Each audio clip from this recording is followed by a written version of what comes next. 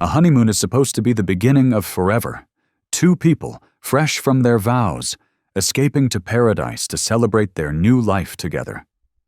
But for some couples, that dream destination became their final resting place. These aren't stories of bad luck or minor mishaps.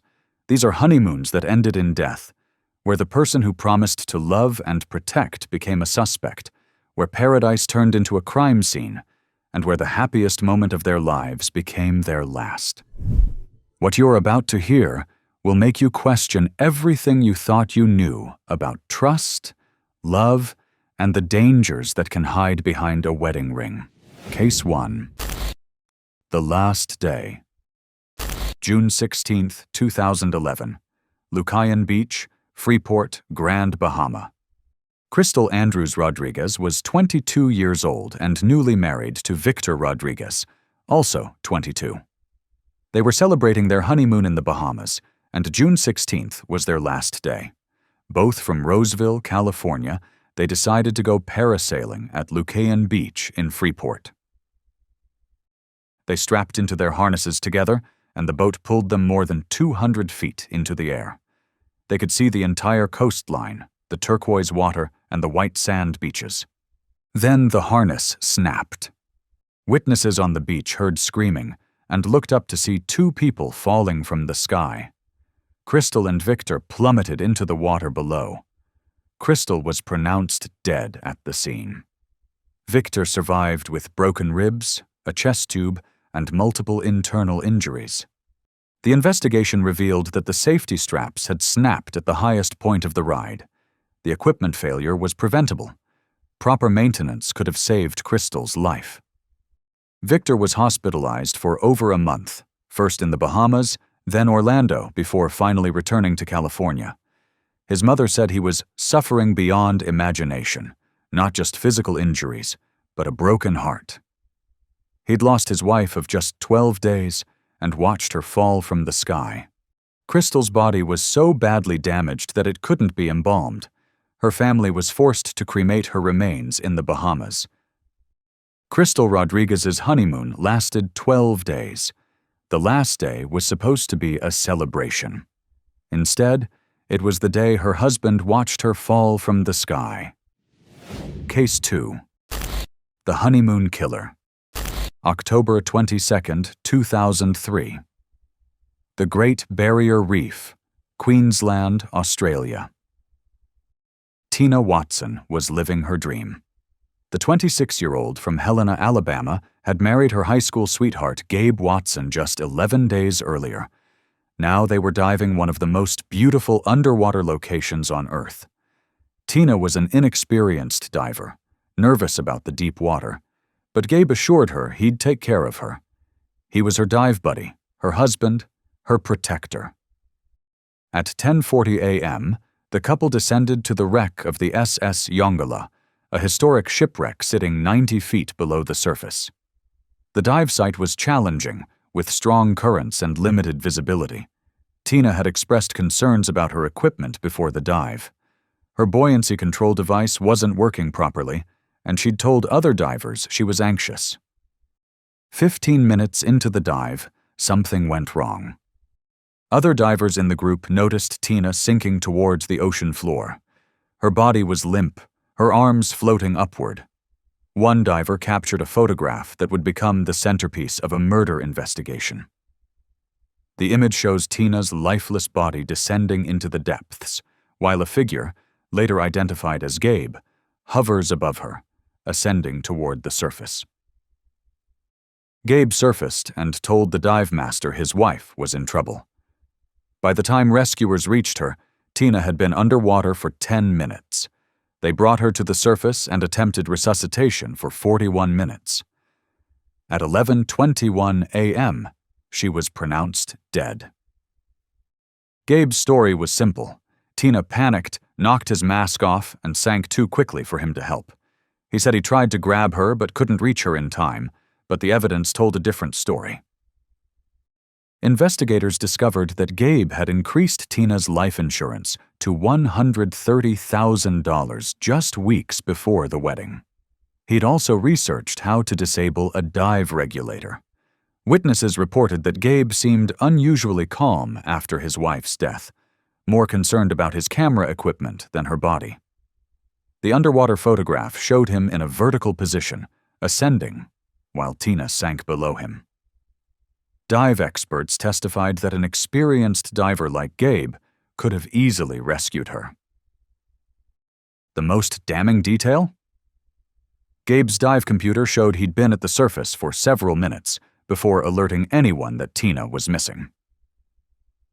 In 2009, Australian authorities charged Gabe Watson with murder. He eventually pleaded guilty to manslaughter, admitting he failed to rescue his wife. He served 18 months in an Australian prison. After his release, Alabama prosecutors charged him with capital murder, alleging he'd planned to kill Tina for the insurance money. In 2012, an Alabama judge acquitted him, ruling there wasn't enough evidence to prove premeditated murder. Tina's father, Tommy Thomas, never accepted the verdict. He spent years fighting for justice, convinced that Gabe had turned off his daughter's air supply and watched her drown. The underwater photograph, he argued, showed a man ascending while his wife died below him. Not a man trying to save her. Gabe Watson remarried in 2008, before Tina's case was even resolved. He's never publicly expressed remorse beyond admitting he failed as a dive buddy. Tina Watson's honeymoon lasted 11 days. Her marriage ended at the bottom of the ocean, with her husband swimming away. Case 3. The Staged Carjacking. November 13, 2010. Gugulethu Township, Cape Town, South Africa. Annie Dewani was 28 years old, beautiful, and newly married to a man she believed loved her. The Swedish woman of Indian descent had wed British businessman Shrien Dewani in a lavish ceremony in Mumbai just 2 weeks earlier. Now they were in Cape Town for their honeymoon, staying at the 5-star Cape Grace Hotel. On the surface, everything looked perfect. That evening, the couple hired a taxi driver named Zola Tongo to take them on a tour of the city. Shrien wanted to see the real Cape Town, he said. Tongo drove them through affluent neighborhoods, then suggested they visit a township to experience local culture. Annie was hesitant, but Shrien insisted. Around 11 p.m., Tongo drove them into Gugulethu, one of Cape Town's most dangerous townships. Within minutes, 2 men forced their way into the taxi. One pressed a gun to Tongo's head. The other aimed at Annie and Shrien in the back seat. The carjackers ordered Tongo to drive. They took the couple's phones, wallets, and jewelry. Then, in an industrial area, they stopped the car and forced Tongo and Shrien out. The men drove off with Annie still in the back seat, screaming. Shrien and Tongo walked to a nearby police station and reported the carjacking. Police launched a search. The next morning, they found the abandoned taxi in Khayelitsha, another township 12 miles away. Annie's body was in the back seat. She'd been shot once in the neck at close range. Her wedding ring was still on her finger. The story should have ended there. A tragic honeymoon, a random carjacking, a bride killed by violent criminals. But within days, the investigation took a dark turn. Taxi driver Zola Tongo confessed. He admitted the carjacking was staged. Shrien Dewani had approached him weeks before the honeymoon and offered him money to arrange his wife's murder. The plan was to make it look like a robbery gone wrong. Tongo recruited 2 men, Zolila Mngeni and Monde Mbolombo, to play the role of carjackers. Shrien paid them £1,340 to kill Annie. The details were chilling. Shrien had specifically requested that Annie be shot, not him. He'd orchestrated the route, insisting they visit the township. When the carjackers entered the taxi, Shrien and Tongo were released unharmed, exactly as planned. Annie was driven to a secluded area and executed. Why? Investigators uncovered Shrien's secret. He was gay, living a double life. He'd been in relationships with men throughout his engagement to Annie.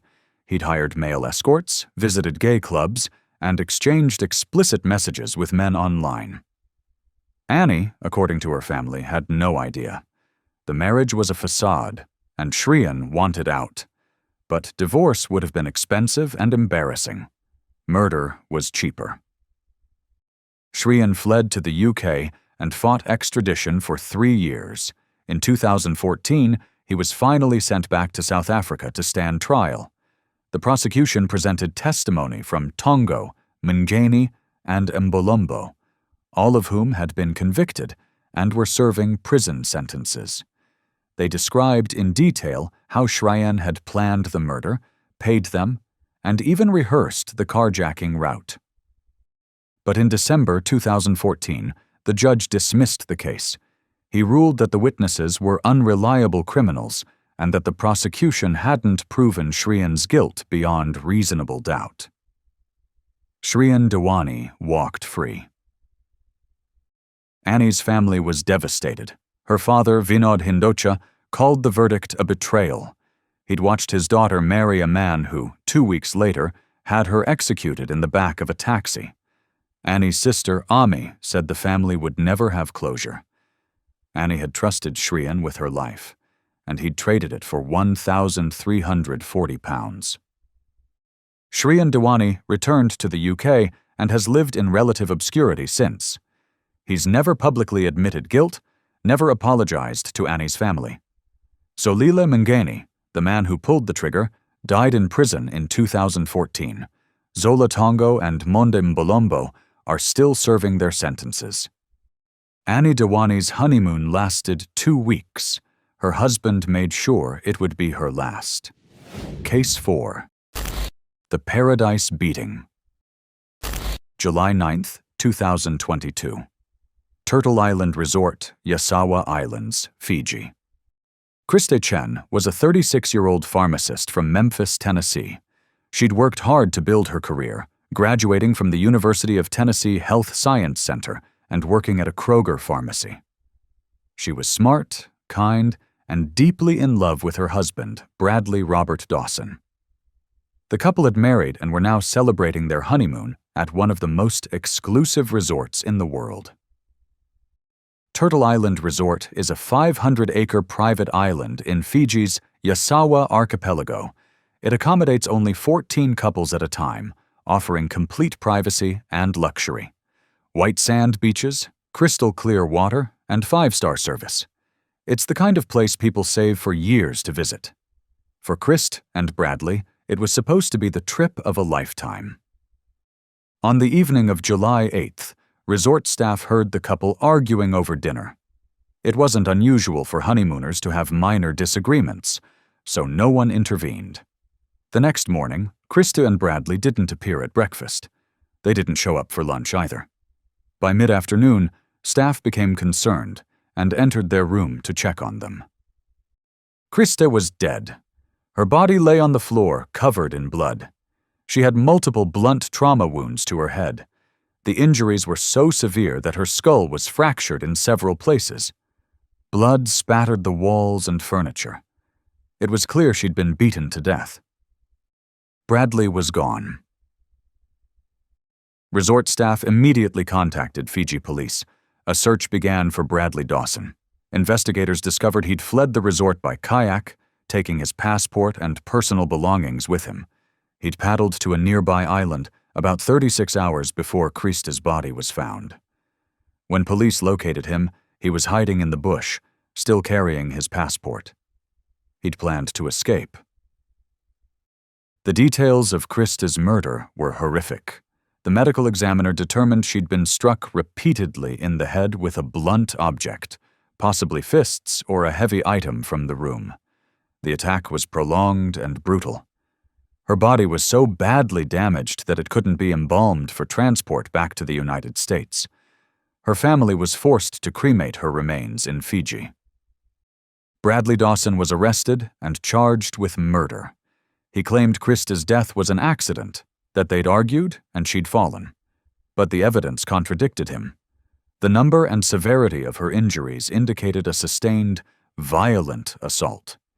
The fact that he'd fled by kayak with his passport showed premeditation. He'd left her dead and alone in that room, then tried to escape the country. The trial took place in Fiji's Lautoka High Court in December 2024. Prosecutors presented testimony from resort staff who'd heard the couple arguing. They showed photographs of the crime scene, the blood-soaked room, and Krista's injuries. Bradley's defense argued there was no direct evidence he'd killed her, but the circumstantial evidence was overwhelming. On December 18, 2024, Bradley Dawson was convicted of murder. On February 13, 2025, Justice Reyes Hamza sentenced him to life in prison with a minimum of 18 years before he could be considered for parole. In his sentencing remarks, Justice Hamza said, "Your conduct after the incident was appalling. Having inflicted serious and life-threatening injuries to the deceased, you fled the scene of the crime, leaving the deceased alone and helpless." Investigators uncovered another disturbing detail. Bradley Dawson had been married before, in Fiji, in 2019. The pattern raised questions. Why had he returned to Fiji for his second honeymoon? Was there something about the location that appealed to him? Police in Tennessee investigated whether there were any suspicious circumstances surrounding his first marriage, but no charges were filed. Krista Chen's family released a statement after the sentencing. They said Krist had been a loving daughter, a dedicated professional, and a woman who deserved so much more than the death she received. Her lawyer described her injuries as so severe that her parents couldn't say goodbye to their daughter's body. She'd been beaten beyond recognition. Bradley Dawson is currently serving his sentence in Fiji. He's eligible for parole in 2043, when he'll be 58 years old. Case 5. The screams she still hears. August 17, 2011. Anse Lazio Beach, Praslin Island, Seychelles. Ian and Gemma Redmond had been together for 9 years. They'd grown up in Skelmersdale, Lancashire, and built a life together before finally getting married on August 7, 2011. Their 2-week honeymoon in the Seychelles was everything they'd dreamed of. The islands were paradise, with turquoise water, white sand beaches, and, as Gemma later said, no dangerous animals. It was supposed to be safe. On their 10th day of marriage, the couple spent the afternoon at Anse Lazio, one of the most beautiful beaches in the world. They had lunch at a beachside restaurant, and Gemma told a local islander how perfect their honeymoon had been. Ian, 30 years old and an experienced swimmer, decided to go snorkeling. He grabbed his gear and waded into the water from a speedboat anchored offshore. Gemma stayed on the beach, watching him. At first, everything seemed normal. Ian swam near the surface, his snorkel visible above the water. Then Gemma heard a sound. It was faint, almost like a sneeze. Ian had sneezed into his snorkel the day before, and it had echoed across the bay. She smiled, thinking he'd done it again. Then she heard it again. "Help!" And then the scream. Gemma described it in a BBC interview as the most awful scream. She said she can still hear it when she closes her eyes. The sound of her husband, the man she'd spent 9 years with, realizing he was about to die. A shark had attacked Ian while he snorkeled. Witnesses on the beach saw the water churn red. The speedboat crew pulled him from the water and brought him to shore as fast as they could. Gemma ran to the boat as it hit the beach. Ian was conscious. His arms were stretched out, and he looked up at her. Gemma said she saw a mixture in his eyes of fear and of a realization and relief that he'd seen me and I was there.